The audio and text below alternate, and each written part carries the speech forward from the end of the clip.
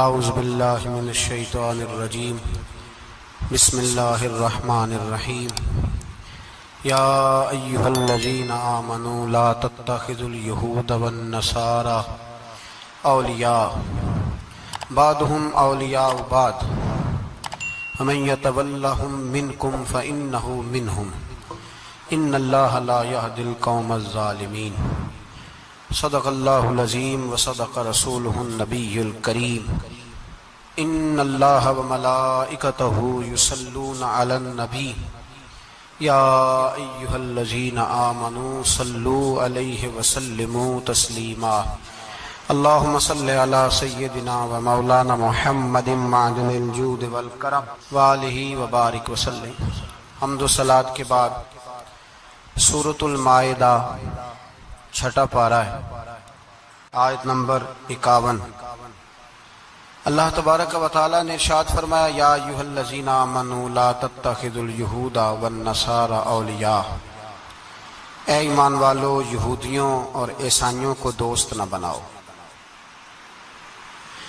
یہ مضمون قرآن پاک کی بہت ساری آیات میں، اس آیت کا انداز ذرا تھوڑا نرالا ہے۔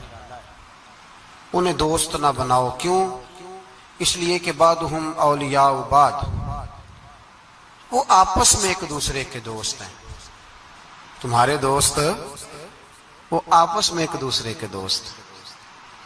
قرآن پاک ہمارے ذہنوں پر بڑی ٹھنڈی، بڑی خوبصورت دستک دیتا ہے۔ اے ایمان والو انہیں اپنا دوست نہ بناؤ، اس لیے کہ یہودی اور عیسائی آپس میں ایک دوسرے کے دوست ہیں۔ اتنا بھی کافی تھا، لیکن اللہ تبارک و تعالیٰ نے معیار ہی بدل دیا اور اتنا بڑا حکم ارشاد فرمایا۔ اس آیہ مقدسہ نے ہر چیز کو اپنے دامن میں سمیٹ کے رکھ دیا۔ یہودی اور عیسائی کو اپنا دوست نہ بناؤ، اس لیے کہ وہ آپس میں ایک دوسرے کے دوست ہیں۔ تو بات اتنی بھی کافی تھی، لیکن فرمایا اللہ تعالیٰ نے وَمَن يَتَوَلَّهُم مِّنكُمْ، جو تم میں سے انہیں اپنا دوست بنائے گا۔ تمہیں منع کر دیا ہے، ہم نے روک دیا ہے کہ دوست بنانا۔ اور اگر وَمَن يَتَوَلَّهُم مِّنكُمْ، جو تم میں سے، وَمَن يَتَوَلَّهُم مِّنكُمْ، جو بھی تم میں سے انہیں اپنا دوست بنائے گا فَإِنَّهُ مِنْهُمْ، تو وہ انہی میں سے ہے۔ تمہیں بتا دیا ہے کہ دوست یہودی اور عیسائی کو کبھی دوست بنانا، اور اگر بناؤ گے تو پھر تم، اور پھر جو قرآن مجید نے بات اس آیہ مقدسہ کو جو ختم فرمایا تو فرمایا ان اللہ لا یہدی القوم الظالمین، بے شک اللہ ظالموں کی قوم کو ہدایت نہیں دیتا۔ ظلم کرنے والوں کے نصیب میں ہدایت نہیں ہوتی۔ وہ ظلم کرتے رہتے ہیں اور انہیں سمجھایا جائے تو مانتے بھی نہیں، اس لیے کہ ہدایت ان کا نصیب نہیں ہوتی۔ میرے بھائی، دنیا میں بد نصیب ہے وہ شخص جو غلطی کرتا ہے اور پھر مانتا بھی نہیں، اور دنیا میں کم ظرف ہیں وہ لوگ،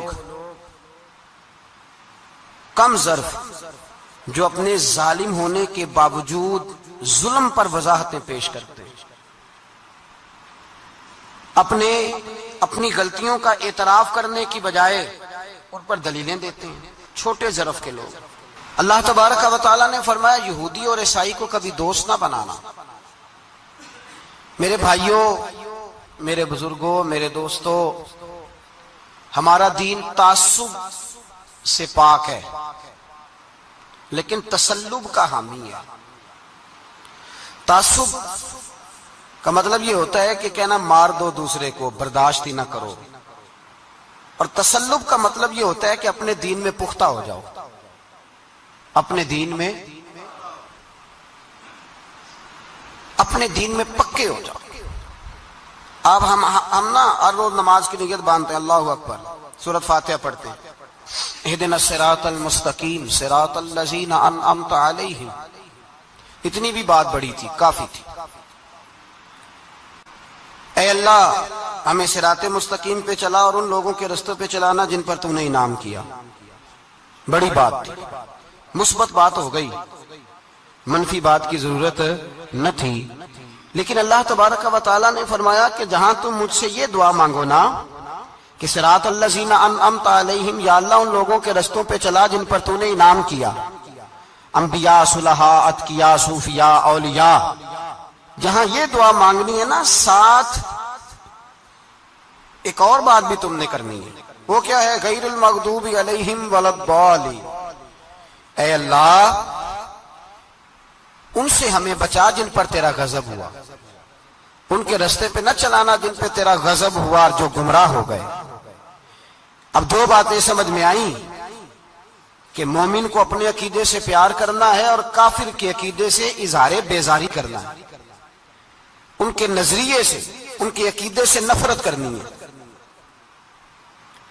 کافر کے عقیدے اور نظریے سے، اس کا کیا مطلب ہے؟ تسلب کا مطلب ہوتا ہے اپنے دین میں پکا ہونا۔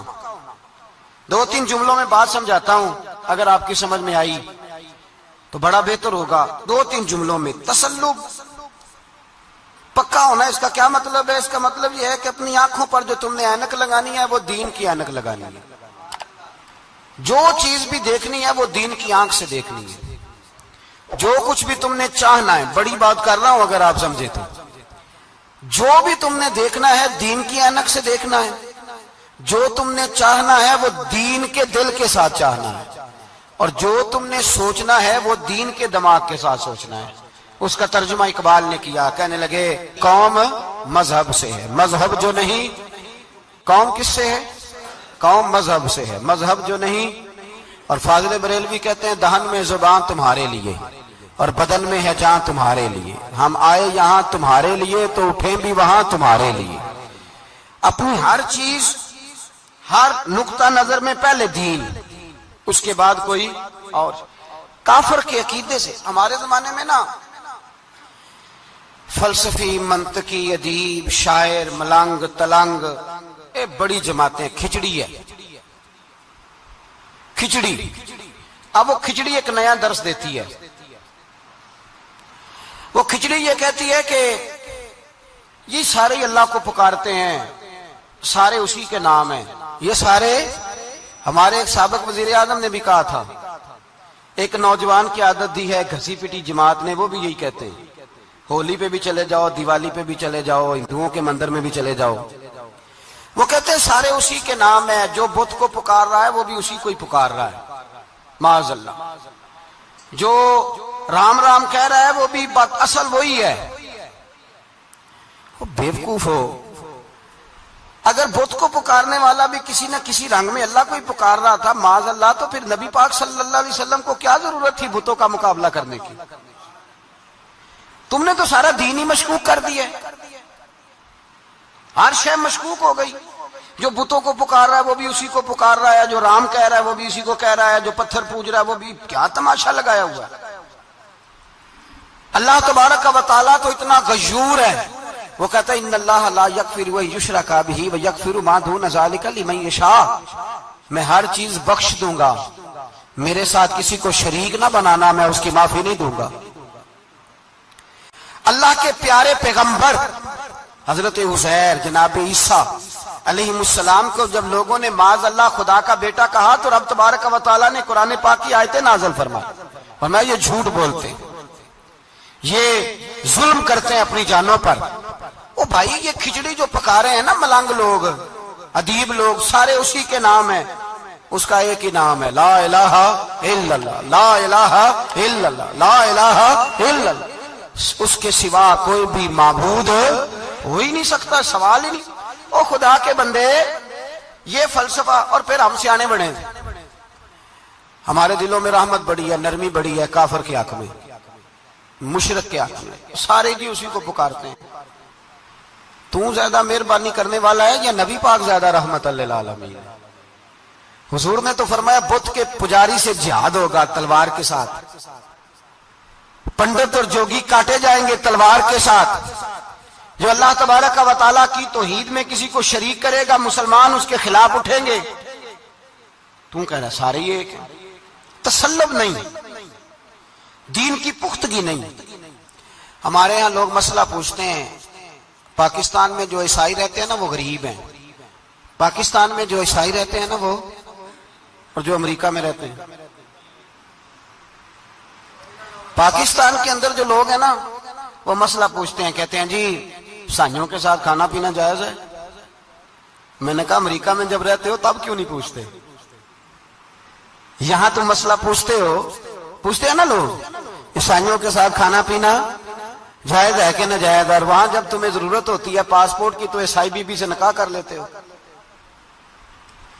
اور پوچھو نا اپنے ملک کے سیاستدانوں سے, پوچھو ان سے کہ تمہارے بچے جو جا کے وہاں روٹیاں کھاتے ہیں تو کون سے ہوٹل ہیں جہاں بالکل جائز تمہارے لیے علیحدہ سے پکتا ہے؟ وہ جو تم نے وہاں رشتہ داریاں کی ہوئی ہیں, تمہارے بچے وہاں رہ رہے ہیں تو وہاں مسئلے نہیں یاد. اگر ایک غریب نالی صاف کرنے والا عیسائی آئے تو اس کے بارے میں فتویٰ ہے کہ اس کے ساتھ روٹی نہیں کھانی, اور ٹرمپ آ جائے تو پھر کوئی مولوی مسئلہ نہیں پوچھتا کہ اس کے ساتھ کھانا جائز ہے کہ ناجائز ہے. ہمارا وہ جو کفر کے معاملے میں اظہار بیزاری تھا, نفرت کافر کے عقیدے سے, ہم کبھی نہیں کہتے کہ عیسائیوں کے مندروں کو آگ لگا دو. کبھی جلوس لے کے گئے ہیں کہ مندر گرانا ہے؟ بولے ان کا گرجا کبھی گرایا ہے؟ ہندو کا مندر, مرزئی کی عبادت گاہ, اقلیت قرار دے دیا, ٹھیک ہے جہاں عیسائی علیحدہ سے اپنا کام کر رہے ہیں تم بھی کرو. لیکن ہم ان کے عقیدے کے کبھی بھی حامی نہیں ہو سکتے. اگر کہیں کہ عیسائی بھی صحیح کہہ رہا ہے, حضرت مریم کو اللہ کی بیوی کہہ رہا ہے, جناب عیسیٰ کو اللہ کا بیٹا کہہ رہا ہے, اور تو کہے سارے اسی کے نام ہیں, تو یہ بات تیری درست اس لیے کہ ہم تو روز کہتے ہیں قل هو اللہ احد اللہ الصمد لم یلد ولم یولد, نہ کسی کا باپ ہے نہ کسی کا بیٹا ہے, ولم یکن لہ کفوا احد, اس کا تو کوئی ہمسر ہی نہیں, اس جیسا دوسرا کوئی ہے ہی نہیں. تو بھائی جس عقیدے کا تو اعلان کر رہا ہے, جو آدمی تیرے عقیدے کے خلاف چل رہا ہے, اس کو تو نے صحیح کیسے کہہ دیا؟ یہ کیسے ہو؟ تو میرے بھائی اسلام یہ کہتا ہے کہ اساس, بنیاد, نظریہ, تو اپنے نظریے پہ ناز کرے گا, دوسرے کے نظریے سے اظہار بیزاری کرے گا. اور بھائی جاگو اور بس کر دو, جاگ جاؤ. اساس, بنیاد, نظریہ اصل ہے, اور اصل پر سمجھوتا ہو سکتا ہو ہی نہیں سکتا. بخاری شریف میں ایک حدیث ہے, بات مضبوط کرنے کے لیے عرض کرتا ہوں. حضرت یحییٰ ایک تابعی بزرگ ہے, وہ کہتے ہیں حضرت عبداللہ ابن عمر رضی اللہ تعالیٰ عنہ میرے پاس آئے تو میں نے ان سے کہا حضور ہمارے محلے میں ایک جماعت رہتی ہے مسلمانوں کی, وہ نمازیں بھی پڑھتے ہیں, روزے بھی رکھتے ہیں, زکوٰۃ بھی دیتے ہیں, حج بھی کرتے ہیں, بس تقدیر کو نہیں مانتے. صرف ایک چیز کے انکاری ہیں, تقدیر کے. تو کیا حکم ہے؟ تو آپ فرمانے لگے ان سے کہہ دو کہ ہمارا تمہارا کوئی تعلق نہیں, ان سے کہہ دو ہمارا تمہارا کوئی رشتہ نہیں, ہمارا تمہارا کوئی کسی قسم کا رابطہ.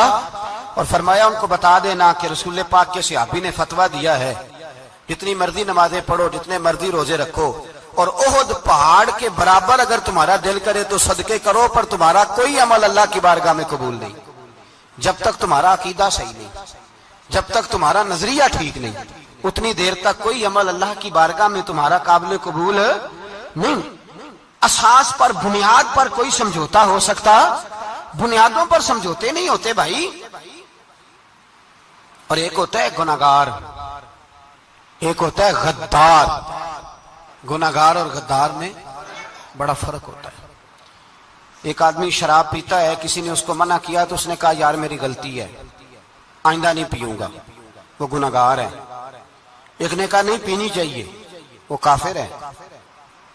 ایک نماز نہیں پڑھتا, اس کو کہا پڑھ, بہانے لگاتا ہے کپڑے نہیں صحیح, رمضان سے شروع کروں گا, کوشش ہے بس, وہ گناہگار ہے. ایک کہتا ہے نماز پڑھنی نہیں چاہیے, وہ کافر ہے. ایک کے جیب میں پیسے تھے, حج کرنے نہیں گیا, بہت بڑا گناہ کیا. ایک کہتا ہے حج کرنا ہی نہیں چاہیے, وہ کافر ہو گیا. او بھائی گناہگار اور ہوتا ہے, غدار, دونوں میں فرق ہے. اب تو غداریاں ہو رہی ہیں سرے عام, حملے ہو رہے ہیں, حکومتوں پر پریشر ہے. یورپ ایک منٹ سے پہلے مرزئی کو ویزا دیتا ہے, قادیانی کو ویزا دیتا ہے. یہ سپر کافر ہے قادیانی اور مرزئی, اور بڑی ذمہ داری سے کہہ رہا ہوں یہ کل بھی کافر تھے, آج بھی، کل بھی کافر تھے اور آج بھی اور قیامت تک.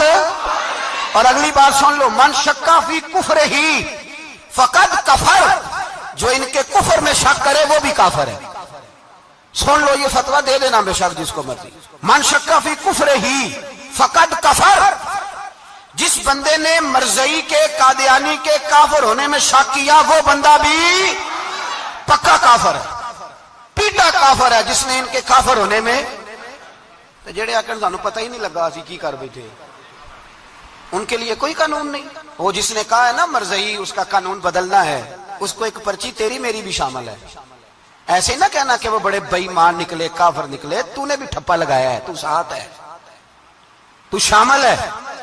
جب قومی اسمبلی میں یہ قرارداد پیش ہو رہی تھی تو ان کو ووٹ دینے والے ان کے گناہ میں شریک تھے، مجرم تھے، ساتھ شامل تھے. ان کو معافی نہیں ملے گی، ان کو لمبی توبہ کرنی پڑے گی اللہ کی بارگاہ میں. انہیں آنسو بہانے پڑیں گے ان کو ٹھپے لگانے کی وجہ سے. بچ نہ جایا کرو کہ حکمران برے ہیں تو ہم بڑے نیک پرہیزگار ہیں. ٹھپے لگانے والے ساتھ شریک ہے جرم. کہتے پتہ ہی نہیں چلا. کیسے پتہ نہیں چلا؟ کیسے پتہ نہیں چلا؟ یہ تو جو مدہوش ہوتے ہیں انہیں پتہ چل جاتا ہے یہ نبی پاک کی عزت کی بات ہو رہی ہے. بندہ مدہوش ہو نا، مدہوش بے ہوش ہو مسلمان، رسول اللہ کی بات ہو تو اس کی بھی آنکھیں کھل جایا کرتی ہیں. اور تم جاگتے پڑھے لکھے اسمبلیوں میں بیٹھے مالدار، تم پتہ ہی نہیں چلا قانون بدل گیا، خبر ہی نہیں ہوئی. یہ دھوکہ کسی اور کو دینا. ہم تمہارے ان دھوکوں میں آنے والے کہ کسی اور کو سنانا کہانیاں، ہمیں نہیں سمجھ آتی تمہاری کہانیاں. کہتے غلطی ہو گئی، بھول گئے. اور وزیر اعلیٰ صاحب کہتے ہیں اس کو نکال دینا چاہیے. کس نے نکالنا ہے نا تماشا. کہتے ہیں اس کو نکال دینا چاہیے جس نے اس قانون میں. تو کس نے نکالنا ہے؟ حکومت تو آپ کی ہے، تو کون نکالے گا؟ شرم کرو، مر جاؤ ڈوب کے. یہ تمہارا طریقہ ہے؟ جرم کرتے اور جرم کر کے کہتے ہو نہیں نکال دینا. کون نکالے گا؟ نکالو پتہ چلے تمہارا. امیر ملت پیر جماعت علی شاہ صاحب محدث علی پوری رحمت اللہ علیہ، پیر صاحب فرماتے ہیں جب پاکستان بن رہا تھا تو ہم نبی پاک صلی اللہ علیہ وسلم کی عظمتیں بیان کیا کرتے تھے. ہم کہتے تھے لوگوں پاکستان بنے گا تو اس میں نبی پاک کا نظام آئے گا، غریب امیر کا فرق مٹ جائے گا، اس میں کوئی برادری نہیں ہوگی، ایک برادری ہوگی جس کا نام مسلمان ہوگا. اس میں چھوٹا بڑا امیر غریب ایک ہی صف میں کھڑے ہو گئے، محمود و ایاز، نہ کوئی بندہ رہا نہ کوئی بندہ نواز. یہ پاکستان ہوگا. اور کہتے ہیں ہندو پنڈت تقریریں کرتے تھے وہ وہاں نبی پاک کا نظام نافذ ہوگا، معاذ اللہ ہاتھ کٹیں گے، گردنیں کٹیں گی. بڑا وہ معاذ اللہ مخالفت کرتے تھے. وہ کیا پتا تھا کہ بعد میں یہاں بھی سارے وہی تماشے ہوں گے جو وہ کہہ رہے ہیں. تو پیر صاحب کہتے ہیں کہ جگہ ہندوؤں کا جلسہ تھا، ہندوؤں کا پنڈت تقریر کر رہا تھا، وہاں سارے ہندو بیٹھے تھے. تو اس پنڈت نے نا تقریر کرتے کرتے نبی پاک کی شان میں کوئی بے ادبی کر دی معاذ اللہ. چونکہ سارے ہندو تھے، کوئی مسلمان نہیں تھا. ایک ملنگ بیٹھا تھا دور، اس نے دوری ڈنڈا پکڑا ہوا تھا اور کوئی اپنی موج کا کام کر رہا تھا.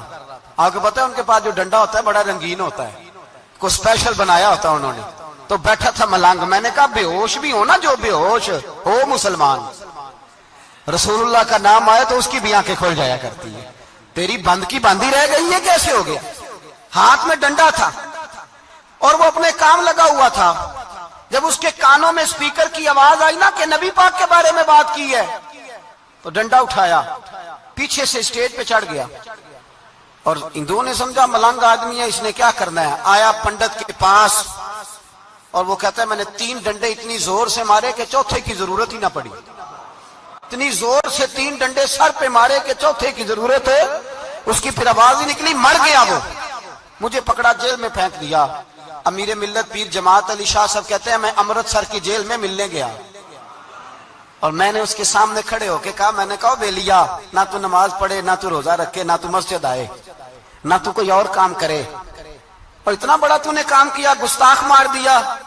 تو پیر صاحب کہتے ہیں وہ ملنگ اپنے پیروں پہ اٹھ کے کھڑا ہو گیا اور اس کی آنکھوں میں آنسو تھے اور میری طرف دیکھ کے کہنے لگا پیر جی میں لمیاں گلاں تے نہیں آندیاں، میں انپڑھ ہاں، چوکھا تے نے مینوں پتا گناہگار ہاں، بڑا گناہگار ہاں، بڑا گناہگار ہاں، بڑا گناہگار، بڑا گناہگار ہاں، پر قسم اللہ دی عزت دی میں گناہگار ہاں پر اپنے نبی دا غدار نہیں، گناہگار ہاں پر رسول اللہ دا غدار کوئی بات نہیں.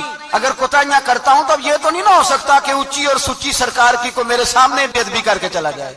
یہ تینوں پتہ ہی نہیں لگا, تو کہتا خبر ہی نہیں ہوئی, کب ہو گیا پتہ ہی نہیں تھا. وضاحتیں دیتا پھرتا ہے, اور کچھ مولوی ملا جو دھبا ہے دین کے نام پہ, وہ وضاحتیں دیتے پھرتے ہیں, کہتے ہیں مناظرے کر لو, شرم کرو. دین کے نام پر ووٹ مانگ کے اسمبلیوں میں جاتے ہو اور وہاں جا کے ان بے ایمانوں کی گودوں میں بیٹھ جاتے ہو, تمہیں حیا نہیں آتی؟ اور نبی پاک کی بات ہے تو پھر بھی تمہاری غیرت جوش نہیں مارتی, پھر بھی دلیلیں دیتے پھرتے ہو. میرے رسول پاک علیہ الصلوۃ والسلام کے غلاموں, یاد رکھو, دین میں تسلط پیدا کرو, مضبوطی. کل لوگ مسئلے پوچھا کرتے تھے کہ صحابی کا اہل بیت کا بے ادب ہے تو اس کے جنازے پہ جائیں کہ نہ جائیں. اب نہیں لوگ پوچھتے, اب ہمارے دلوں میں فتوے زیادہ آ گئے ہیں, مرضی کرتے پھرتے ہیں. ہمارا بچہ کسی بد مذہب کی مسجد میں جاتا ہے, ہم کہتے ہیں نہیں نہیں ویسے ہی جاتا ہے. تجھ سے پوچھا جائے گا, اس دن پتہ چلے گا. جس دن تم مرے گا تو تیرے لیے دعا بھی نہیں کرے گا, تیری قبر پہ بھی نہیں جائے گا, تجھے پتہ چلے گا اس دن کہ ویسے ہی جاتا ہے کہ ایسے جاتا ہے. کوئی پابندی نہیں, کوئی تسلط بھی نہیں, عقیدے میں ایمان میں کوئی پختگی نہیں. ہمیں خیال ہی نہیں کہ کدھر جا رہی ہیں اولادیں, سوچتے ہی نہیں ہم. خیال ہونا چاہیے, سمجھ ہونی چاہیے. میرے رسول پاک علیہ الصلوۃ والسلام کے صحابہ میں تسلط تھا, تسلط. سگی اماں بھی اگر بے ایمان ہوتی تھی تو صحابہ قریب نہیں آنے دیتے. حضرت اسماء بنت ابی بکر صدیق, ان کی ماں مشرکہ تھی. جناب صدیق اکبر کی ایک زوجہ حضرت ابو بکر نے طلاق دے دی. کچھ عرصے کے بعد وہ اپنی بیٹی کو ملنے آئی, ماں بیٹی سے ملنے آئی تو حضرت اسماء بنت ابو بکر کو پیغام بھیجا, کہا بیٹے میں تجھے ملنا چاہتی ہوں. تو کہا اماں ذرا ٹھہر جا, پہلے میں اپنے نبی سے پوچھ لوں. پہلے اپنے ماں بعد میں ہے, نبی پہلے ہے. پہلے حضرت اسماء حضور کی بارگاہ میں گئی, یا رسول اللہ میری اماں ملنا چاہتی ہے. اور مشرکہ ہے, حکم کیا ہے؟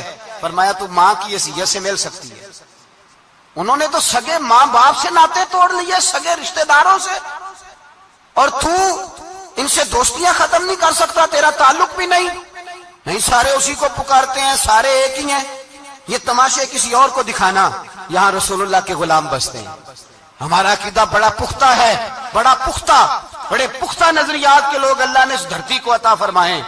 اس زمین نے بڑے کامل مومن پیدا کیے. بھائی یاد رکھو, رسول پاک علیہ الصلوۃ والسلام کے غلاموں میں اپنے دین کے لیے تسلط تھا, پختگی تھی, کفر سے بیزار رہتے تھے. اگر سب کو ایک میں ایک ہی کرنا تھا تو پھر اتنی لمبی چوڑی جدوجہد, امیر حمزہ کا کلیجہ نکل گیا, کان کٹ گئے, سب کچھ ہو گیا, اور آج تم ان شہیدوں کی لاشوں پہ کھڑے ہو کے کہتے ہو کہ یہ تو ایسے ہی کٹ گئے. مذاق ہے یہ, کوئی مذاق ہے؟ اصل بات بتاؤں آپ کو کیا ہے, دین مفت میں ملا ہے, اور جو شے مفت مل جاتی ہے اس کی قدر نہیں ہوتی. قدر دین نبی دا ایک ہی جانن دنیا دار کمینے, دین نبی دا جانن والے سونگے وچ مدینے. تجھے کیا پتا, تجھے کیا خبر اس دین کی؟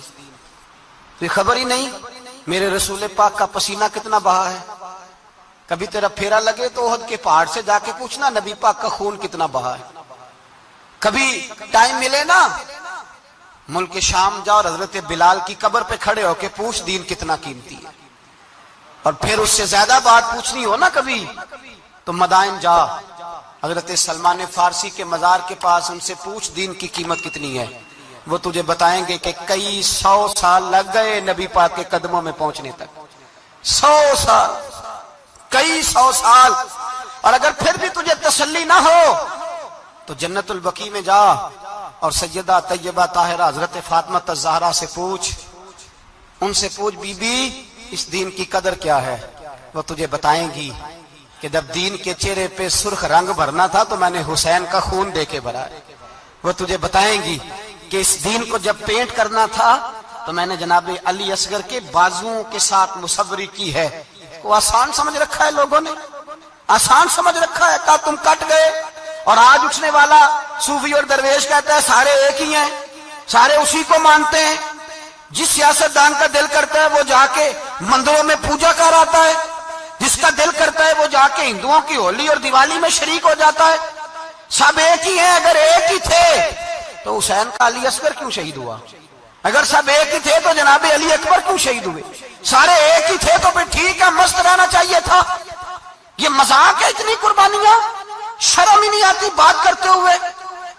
جاگو اور اپنے دین کو سمجھو۔ میرے رسول پاک علیہ الصلوۃ والسلام نے جو دین دیا اس میں تسلب ہے، تسلب، کفر سے بیزاری۔ کتنی بیزاری؟ حضرت ام حبیبہ رضی اللہ تعالیٰ عنہ ام المومنین ہے، یہ ہماری اماں ہے۔ ماؤں کے نام تو بچوں کو آنے چاہیے نا، یہ مومنوں کی ماں ہیں، ابو سفیان کی بیٹی ہیں، حضرت ابو سفیان رضی اللہ تعالیٰ عنہ کی بیٹی، نبی پاک کی زوجہ ہیں، جناب امیر معاویہ رضی اللہ تعالیٰ عنہ کی سگی بہن حضور کی زوجہ تھی، بہت بڑے امیر باپ کی بیٹی تھی۔ مدینے جب آئیں تو نبی پاک کے گھر میں غربت دیکھی، آزمائش دیکھی، کئی کئی دنوں کے فقر اختیاری کے جلوے دیکھے۔ ابو سفیان ایک مذاکرات کے سلسلے میں مدینے آئے اور کہتے ہیں میں نے سوچا سیدھا اپنی بیٹی کے گھر جاتا ہوں، تو کہتے ہیں میں حضرت ام حبیبہ کے صحن میں داخل ہوا تو چارپائی پہ بستر بچھا ہوا تھا اور ام حبیبہ ایک سائڈ پہ بیٹھ کر تو سوئی دھاگے کے ساتھ کوئی کام کر رہی تھی۔ ابو سفیان کہتے ہیں میری بیٹی کی نظر پڑی تو ام حبیبہ جلدی سے اٹھی، اٹھ کے بستر جو چارپائی پہ بچھا ہوا تھا وہ بستر اٹھایا، لپیٹا، اندر لے گئی۔ بعد میں باہر آئیں تو میں نے بیٹی کے سر پہ ہاتھ رکھا، میں نے کہا بیٹی میں سمجھ گیا ہوں، بستر پہ میری نظر پڑی ہے، لگتا ہے کئی سال پرانا ہے، پیوند بھی لگے ہوئے، تو اس لیے اندر رکھا ہی ہے کہ پرانے بستر پہ باپ کو بٹھاؤں گی، اس لیے رکھا ہی ہے۔ تو بیٹی امیر گھر سے آئے تو غریب گھر میں اس کی شکایتیں ختم نہیں ہوتی، پر دین کے ساتھ تسلب ام المومنین کا، پختگی اور کفر سے بیزاری۔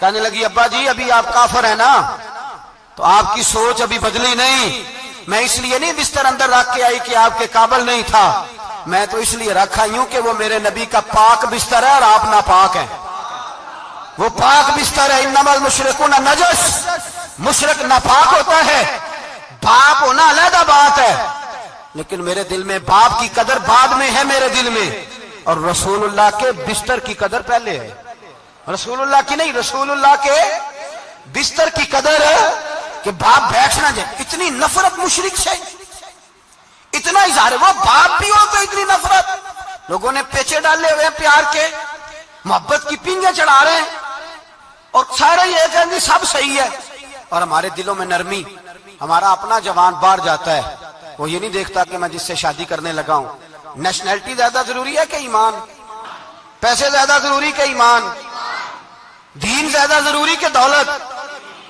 عجیب تماشا ہے، بیچتے پھرتے ہیں، فار سیل کر دیا مذہب کو، تسلب ہی نہیں، وہ خیال ہی نہیں، توجہ ہی نہیں ہماری۔ میرے رسول پاک علیہ الصلوۃ والسلام کے صحابہ جو چٹان تھے دین کے معاملے میں، اپنا پیارا بھی سامنے آتا تھا تو کافر سمجھ کے قتل کر دیتے، اس لیے کہ وہ سمجھتے تھے قوم مذہب سے ہے، مذہب جو نہیں تم بھی نہیں، اگر دین نہیں رہے گا تو کوئی شے باقی نہیں رہے، یاد رکھنا، اگر دین نہیں رہے گا۔ میرے حبیب پاک علیہ الصلوۃ والسلام کے غلاموں کا یہ حال تھا، احد کے اندر افواہ پھیل گئی کہ حضور شہید ہو گئے۔ حضرت انس بن مالک کے چچا تھے انس بن نضر رضی اللہ تعالیٰ، جب افواہ پھیلی نا حضور شہید ہو گئے تو جناب انس بن نضر اٹھے، تلوار پکڑی، صحابہ سے کہنے لگے یہاں کیوں بیٹھے ہو؟ کہا حضور شہید ہو گئے، ہم کیا کریں؟ فرمایا حضور شہید ہو گئے تو ہم زندہ رہ کے کیا کریں گے؟ یہاں کیوں بیٹھے ہو؟ ہمارا جینا بھی مصطفیٰ کے لیے، مرنا بھی مصطفیٰ کے لیے، اگر حضور علیہ الصلوۃ والسلام وصال کر گئے تو اٹھو، ان بے ایمانوں سے لڑتے ہیں جنہوں نے مصطفیٰ کو شہید کیا ہے، اٹھو۔ حضرت انس بن نضر میدان میں نکلے، اس طرح لڑے کہ صحابہ کہتے ہیں نہ زخموں کی پرواہ، تیر برستے رہے پرواہ کوئی نہیں، تلواریں چلتی رہی پرواہ کوئی نہیں، ان کے وجود پر نیزوں کے زخم آتے رہے پرواہ کوئی نہیں۔ حضرت انس بن نضر اتنا لڑے کہ شہید ہو گئے، اور جب شہادت کے بعد ان کی لاش دیکھی تو 80 زخم نظر آئے، تلواروں کے، نیزوں کے 80 زخم۔ حضور کے لیے ان لوگوں نے جانیں دے دی، پرواہ نہیں کی۔ یہاں اس مسئلے کو ہمارے ہاں لوگ سمجھتے ہی نہیں۔ ختم نبوت کا مسئلہ بڑا حساس مسئلہ ہے۔ ما کان محمد ابا احد من رجالکم ولکن رسول اللہ وخاتم النبیین۔ ہم ختم بھی پڑھے نہ کسی کا تو اس میں بھی ختم نبوت والی آیت پڑھتے ہیں، اس لیے کہ یہ بنیادی مسئلہ ہے۔ ہم لوگوں کو بتاتے ہیں کہ جو مرنے والا گیا ہے نا دنیا سے، وہ نبی پاک کی ختم نبوت کا اعلان کرتا ہوا گیا ہے، ہم لوگوں کو یہ بات بتلاتے ہیں، میرے حبیب پاک علیہ الصلوۃ والسلام کی 150 کے قریب حدیثیں ہیں کہ میں آخری نبی ہوں، میرے بعد کوئی نبی نہیں ہے۔ 150 کے قریب حدیثوں میں حضور نے ارشاد فرمایا، جگہ جگہ محبوب پاک نے وضاحت فرمائی کہ میں آخری نبی ہوں، میرے بعد کوئی نبی ہو سکتا وضاحت۔ اور ہمارے علماء نے لکھا ہے جو دعویٰ کرے کہ میں نبی ہوں، اور جس بندے نے اس سے یہ کہا کہ چل کوئی دلیل دکھا، وہ بھی کافر ہو گیا، وہ بھی کافر۔ کیوں تو نے یہ سوال کیا؟ یہ حساس نوعیت کا مسئلہ ہے۔ میرے رسول پاک علیہ السلام کے غلاموں نے ایک پیغام دیا ہے ہمیں، اس پیغام کو یاد رکھنا۔ حضرت سعد بن ربیع رضی اللہ تعالیٰ عنہ کو احد کے میدان میں اتنے زخم لگے کہ اٹھا نہیں جاتا تھا۔ نبی پاک صلی اللہ علیہ وسلم نے فرمایا جاؤ کو میرے سعد بن ربیع کا پتہ کرو وہ کہاں ہے۔ صحابہ آئے تو فرماتے ہیں جب ہم ان کے پاس پہنچے تو ان کی روح پرواز کر رہی تھی، آخری لفظ انہوں نے ادا کیے، کہنے لگے ادھر آؤ صحابہ، ادھر آؤ، میری وصیت سن لو۔ ہم قریب گئے، ہم نے کہا شاید بچوں کے بارے میں، اولاد کے بارے میں، گھر کے بارے میں کوئی وصیت کریں گے۔ تو حضرت سعد بن ربیع نے وصیت فرمائی، کہنے لگے جا کے نبی پاک کے غلاموں کو میرا پیغام دے دینا، جا کے امت مسلمہ کو میرا پیغام دے دینا کہ مسلمانوں اگر تم میں سے ایک بھی زندہ ہوا اور نبی پاک کی ناموس پر کوئی حرف آیا تو پھر اللہ کی بارگاہ میں تمہارا کوئی عذر قبول نہیں کیا جائے گا۔ یہ میدان احد میں سر سے لے کر پاؤں تک زخم لگے ہوئے ایک صحابی کا پیغام ہے امت مسلمہ کے نام۔ حضرت سعد بن ربیع رضی اللہ تعالیٰ عنہ فرمانے لگے میں مرتے وقت مسلمانوں کو پیغام دے کے جا رہا ہوں کہ اگر حضور کی عزت پر، ناموس پر، نبی پاک صلی اللہ علیہ وسلم کی ذات پر ذرا سا بھی حرف آیا اور مسلمان زندہ ہوئے، اور پھر اگر وہ سمجھیں کہ ہمیں اللہ کی بارگاہ سے معافی مل جائے گی، تو یاد رکھنا رب ہر بات معاف کرے گا، اس بات میں تمہیں اللہ معافی، اس میں تمہیں یہ پیغام دیا سعد بن ربیع نے، اور امت کو سمجھایا کہ ہر بات میں کمپرومائز کر لینا، رسول اللہ کی ذات کے بارے میں کمپرومائز نہ کرنا۔ جب سے مرزائیوں کو ان سپر کافروں کو اقلیت قرار دیا گیا ہے، اس کے بعد کسی مرزائی کی عبادت گاہ جلائی ہے مسلمانوں نے؟ بولے کبھی کسی مرزائی کے ساتھ مسلمانوں نے کوئی ظلم کیا ہے بعد میں؟ ٹھیک ہے اپنی عبادت کر رہے ہیں جس طرح بھی کر رہے ہیں، باقی اقلیتیں بھی رہیں۔ کبھی دوبارہ علماء نے یہ تحریک چلائی ہے کہ انہیں پاکستان سے نکالو، یہ کیوں بستے ہیں یہاں؟ اقلیت ہے تو رہنے دو، جو بے ایمان ہے، کافر ہے، اسے گھسیٹ کے دین میں کیوں لاتے ہو جب وہ آنا نہیں چاہ رہا؟ انہوں نے اس کانے بے ایمان کو نبی مانا ہوا ہے، وہ اس کو پیغمبر مانتے ہیں، کبھی ذلی نبی مانتے ہیں، کبھی بروزی نبی مانتے ہیں، پوری دنیا میں نیٹ ورک بنایا ہوا ہے، ہر جگہ ڈنڈورا پیٹتے پھرتے ہیں۔ وہ کہتے ہیں خاتم النبیین کا معنی یہ ہے کہ نبی پاک تو مہرے لگانے آئے ہیں، بڑے نبی آ سکتے ہیں۔ ان کا عقیدہ یہ ہے کہ مرزا مستقل نبی نہیں تھا، وہ حضور کا سایہ بن کے آیا تھا۔ وہ معاذ اللہ جس نبی کا اللہ پاک نے ظاہری حیات میں سایہ نہیں بنایا، یہ کانا سایہ بنے گا نبی پاک کا؟ اس بے ایمان کو وہ اپنا پیشوا مانتے ہیں۔ چلو چھوڑو، جو کافر کو اپنا پیشوا مانے وہ بندہ صحیح ہوتا ہے؟ چلو نبی نام بھی مانے، پیشوا مانے، وہ صحیح ہوتا ہے؟ اتنے پکے بے ایمانوں اور کافروں کو تم لوگوں نے گنجائش دینے کے لیے صرف مغربی یہ جو بنانا چاہتے ہیں نا، یہ اپنے اوپر سے لیبل اتارنا چاہتے ہیں کہ نہیں جی نہیں ہم تو سب کو لے کے، وہ تو کئی دفعہ کہہ چکے ہیں جی سارے اسی کو پکارتے ہیں۔ نہ، سارے اسی کو نہیں پکارتے، اس کو اگر صحیح پکارتے ہیں تو مسلمان پکارتے ہیں، باقی اس کو صحیح پکارتے کہ جھوٹ بولتے ہیں، ملاوٹ کرتے ہیں، شرک کرتے ہیں، کفر کرتے ہیں، اور اللہ کی بارگاہ میں کفر و شرک کی کوئی معافی۔ یہ دنیا کو بتانا چاہتے ہیں نہیں جی نہیں ہم بڑے نرم ہیں، ہم بڑے ایسے ہیں، ہم کوئی نرم نہیں، کوئی نرم نہیں، ہم نرم ہیں رحماء بینہم۔ لیکن اگر عقیدوں کو چھیڑو گے، رسول اللہ کی عزت اور ناموس اور ختم نبوت کو چھیڑو گے، تو اقبال کہتے ہیں ہم بڑے نرم ہیں، اتنے نرم ہیں جیسے ریشم ہوتا ہے، ہو ہلکا ہے یاراں تو بریشم کی طرح نرم، اور رزم حق و باطل ہو تو فولاد ہے مومن۔ پھر ہم نرم نہیں، پھر ہمارے اندر بڑی سختی ہے، بڑی سختی۔ حضرت ابوبکر صدیق سب سے زیادہ نرم تھے، پر ختم نبوت کا معاملہ آیا تو سب سے زیادہ سخت حضرت ابوبکر صدیق ثابت ہوئے، سب سے زیادہ۔ ہم بڑے سخت ہیں، بڑے سخت۔ چیک نہ کیا کرو مسلمانوں کے ایمان کو، ٹٹولا نہ کرو۔ میری آپ سے بھی اپیل ہے کہ ایسے ہی کو بندہ اگر آپ کے گھر آ جائے نا اور آ کے کہے میں فلاں صاحب ہوں، تو روب میں نہ آیا کرو، اس سے پہلے پوچھا کرو یوں تو سید بھی ہو، مرزا بھی ہو، افغان بھی ہو، تم سبھی کچھ ہو، بتاؤ کہ مسلمان بھی ہو۔ بس کر دیں، اب بس کر دیں، ان لوگوں کے ہاتھ مضبوط کر دیں جو ہاتھ بڑھاتے ہیں تو نبی پاک کی ختم نبوت پہ ہی ڈال لیتے ہیں۔ ان کے ہاتھ مضبوط کرنے بند کرو، بند کرو ان ظالموں کے ہاتھ مضبوط کرنے۔ حضور آخری نبی ہے، بولیے نبی پاک، سارے بولیے حضور۔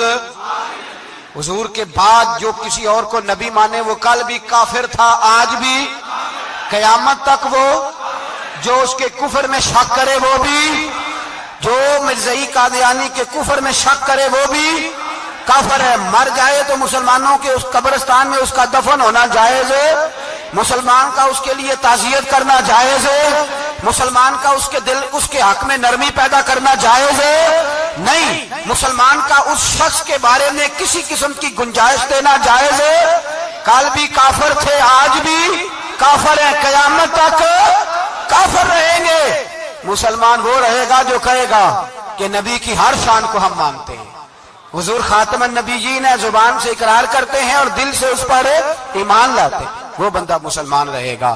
ہم حکومتوں کو سمجھاتے ہیں اپنی قبریں خراب نہ کرو، اپنی آخرت تباہ نہ کرو، نہ بس تھوڑا سا وقت ہے، تمہارے باپ دادا مر گئے، ان کا نام بھی کوئی نہیں لیتا، تم بھی دنیا سے جاؤ گے، خدا را ہم تمہیں سمجھاتے ہیں، ہم درد مندانہ اپیل کرتے ہیں، اپنی آخرت بچاؤ۔ یہ اسمبلیاں چند روزہ، یہ حکومتیں چند روزہ، ادھر جا کے دیکھ لو شدرے میں وقت کا بادشاہ لیٹا ہے لیکن کوئی نہیں جاتا۔ بادشاہ تھا، اٹھتا تھا تو دنیا اٹھتی تھی، بیٹھتا تھا تو دنیا بیٹھ جاتی تھی۔ آج ہمارے بہت سارے نوجوانوں کو پتہ نہیں کہ اس کسی بادشاہ کی قبر بھی ہے، بہت بڑا مقبرہ بنا، بڑی سیرگاہ بنی ہے، پر کوئی جاتا نہیں۔ چند قدم راوی کراس کر کے دیکھ لو، داتا علی اجمیری لیٹے ہوئے، ایک دن کے لیے بھی چھوٹی سی اسمبلی کے ممبر بھی نہیں بنے۔ میراں نہ امیراں دے دیوے بلدے نہیں صدا فقیراں دے، نہ وہ والی حکومت کرو جس کے بعد تمہاری فاتحہ بھی کوئی نہ پڑھے۔ اور جا کے دیکھ لے داتا صاحب کی قبر کے چاروں جانب پھٹیاں لگی ہوئی ہیں، سارا دن ساری رات اللہ کا قرآن پڑھا جاتا ہے، دن رات وہاں درود پڑھے جاتے ہیں، ان کو اصالِ ثواب کیا جاتا ہے۔ یہ والی زندگی جی، واپس آ جا، نہ اپنی آخرت خراب کر، بچ جا، وقت کی حکمران لوٹ آ، رسول اللہ کے قدموں میں بیٹھو، اعلان کرو، بغاوت کرو نبی پاک کے دشمنوں کے خلاف، اور حضور کے سچے غلام بن کے جیو۔ اگر سچے غلام بنو گے تو حضرت عمر بن عبدالعزیز کی طرح تمہارے تذکرے ممبروں پہ رہیں گے، اور اگر غداری کرو گے، غداری، تو یزید کی طرح تمہاری اپنی اولادیں بھی تمہارا نام نہیں لیں گی، اپنی اولادیں بھی تمہارے تذکرے چھوڑ جائیں گی۔ یاد رکھنا اللہ کی لاٹھی بڑی بے آواز ہے، کل من علیہ فان، فنا کر دیتا ہے ہر چیز کو۔ دعا ہے اللہ ہمیں سمجھنے کی توفیق عطا فرمائے۔